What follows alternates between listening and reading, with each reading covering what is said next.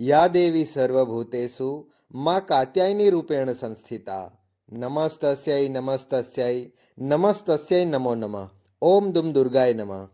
આપ સૌ ભક્તોને માં કાત્યાયનીની પૂજા એટલે કે ષષ્ઠી તિથિની હાર્દિક શુભકામનાઓ। માં કાત્યાયનીની કૃપા હંમેશા તમારા પર બની રહે। નવરાત્રિની ષષ્ઠી તિથિએ માં કાત્યાયનીની આરાધના કરવામાં આવે છે। તેઓને માં દુર્ગાનું છઠ્ઠું સ્વરૂપ માનવામાં આવે છે।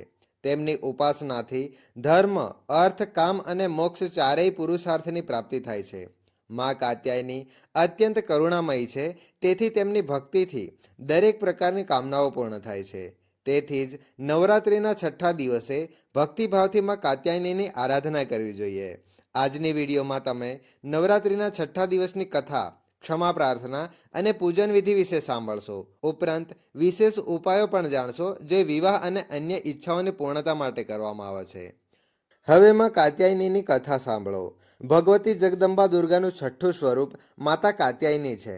માતા કાત્યાયની માં પાર્વતીનું જ એક સ્વરૂપ છે। સ્કંદ પુરાણમાં ઉલ્લેખ છે કે તેઓ પરમેશ્વરના પ્રાકૃતિક ક્રોધમાંથી જન્મી હતી।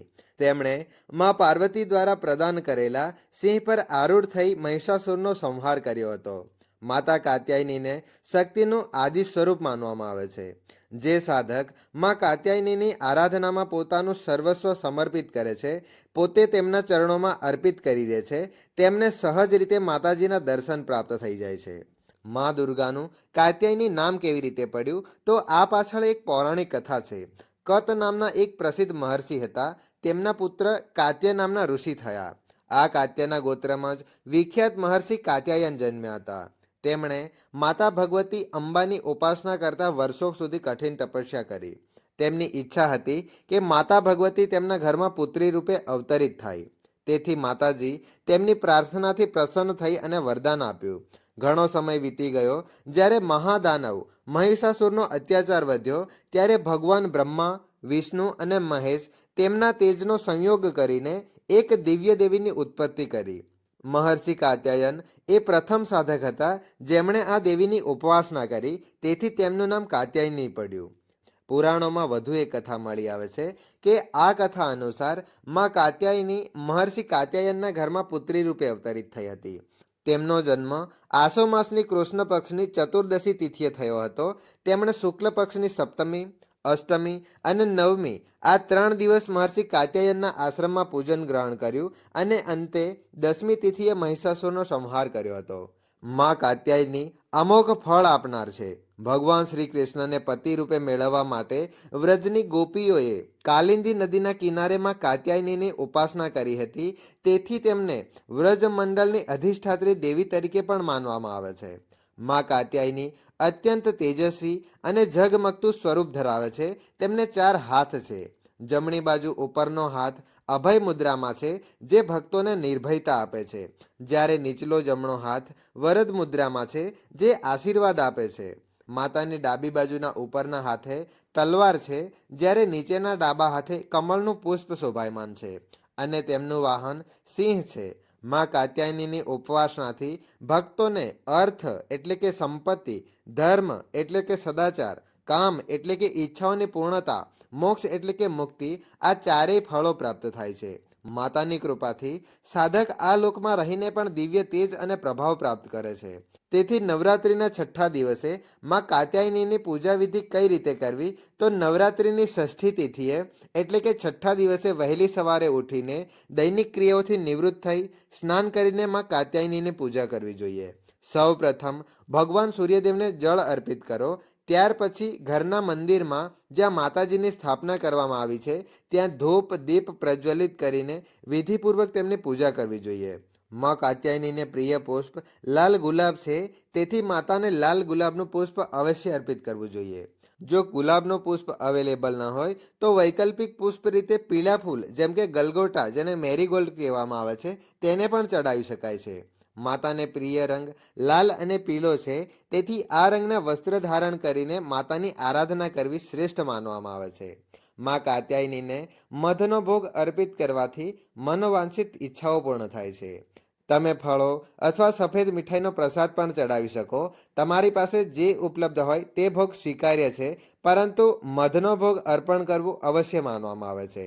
મધનો ભોગ અર્પણ કર્યા પછી તેને પ્રસાદ રૂપે પરિવારના તમામ સભ્યોને આપવો જોઈએ.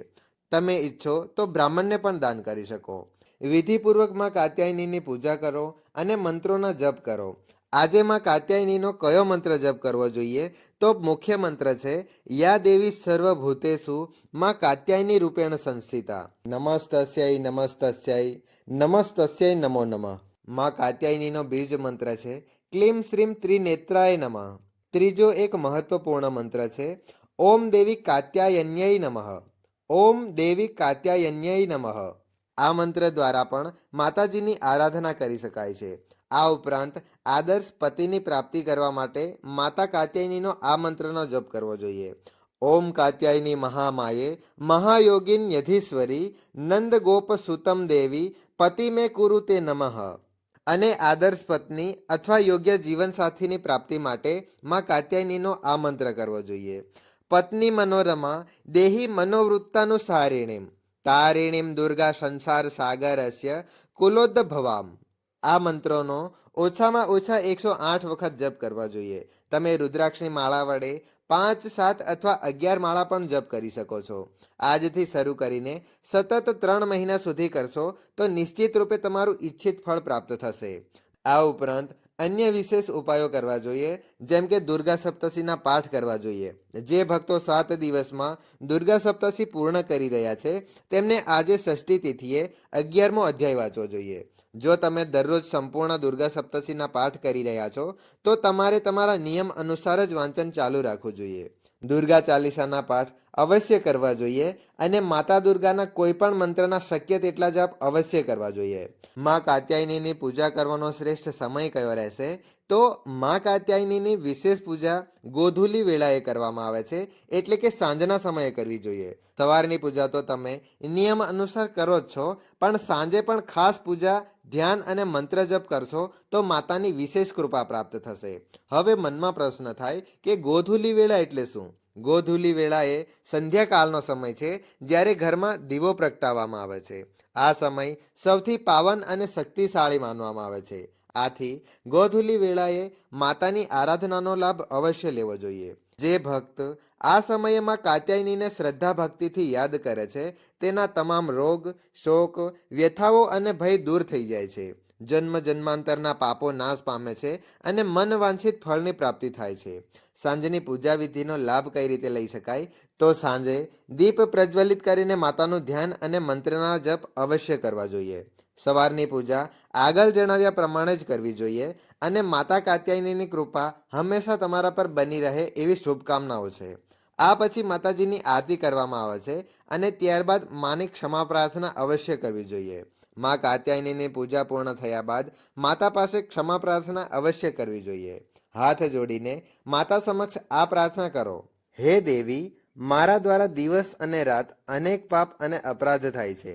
મને તમારો દાસ સમજી કૃપાપૂર્વક મારા તમામ દોષોને ક્ષમા કરો. હે પરમેશ્વરી, હું આહવાન કઈ રીતે કરવું તે પણ નથી જાણતો, વિસર્જન કરવું તે પણ નથી જાણતો, તેમજ પૂજાનો યોગ્ય વિધિ વિધાન પણ નથી જાણતો. હે માં, કૃપા કરીને મને ક્ષમા કરો. હે દેવી સુરેશ્વરી, મેં જે મંત્રવિહીન, ક્રિયાવિહીન અને ભક્તિવિહીન પૂજન કર્યું છે તે બધું તમારી કૃપાથી પૂર્ણ માની લો. સેંકડો પાપ કરનાર વ્યક્તિ પણ જો તમારી શરણમાં આવી જગદંબા કહીને પુકાર કરે તો તે તેવી ગતિને પામે છે જે બ્રહ્મા અને અન્ય દેવતાઓ માટે પણ સરળ નથી. હે જગદંબિકે, હું એક અપરાધી છું, પરંતુ તમારી શરણમાં આવ્યો છું. આ સમયે હું તમારી દયા માટે લાયક છું. હે માતા, તમને જે યોગ્ય લાગે તે સમજો અને તેવું કરો. હે પરમેશ્વરી, અજ્ઞાનવશ, ભૂલથી અથવા બુદ્ધિભ્રમ થવાને કારણે મેં જે પણ ઓછું અથવા વધુ કર્યું હોય તે બધું ક્ષમા કરો અને મારા પર કૃપા રાખો. હે સચ્ચિદાનંદ સ્વરૂપિણી, પરમેશ્વરી, જગત માતા, કામેશ્વરી, કૃપા કરીને મારી આ ભૂલ ભરેલી પૂજા પ્રેમપૂર્વક સ્વીકાર કરો અને મને તમારા આશીર્વાદ આપો. હે દેવી સુરેશ્વરી, તમે ગુપ્તથી પણ ગુપ્ત વસ્તુની રક્ષા કરનાર છો. મારી આ નમ્ર પ્રાર્થનાનો સ્વીકાર કરો અને તમારી કૃપાથી મને સિદ્ધિ પ્રાપ્ત થાય. આ પ્રકારે ક્ષમા પ્રાર્થનાના મંત્ર પાઠથી માતા દુર્ગા તમારા જાણતા અજાણતા થયેલા તમામ અપરાધોને ક્ષમા કરશે અને તેમની કૃપા હંમેશા તમારા પર બની રહેશે. તો આ હતી આજની વિડીયો. આશા રાખું છું કે જે તમને ઉપયોગી લાગી છે. જો વિડીયો પસંદ આવી હોય તો વિડીયોને લાઈક કરી કોમેન્ટ બોક્સમાં જય માં કુષ્માંડા અવશ્ય લખજો.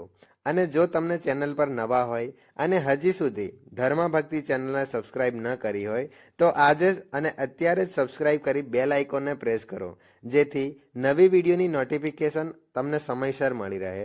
જય માતાજી, જય મા આદ્યાશક્તિ.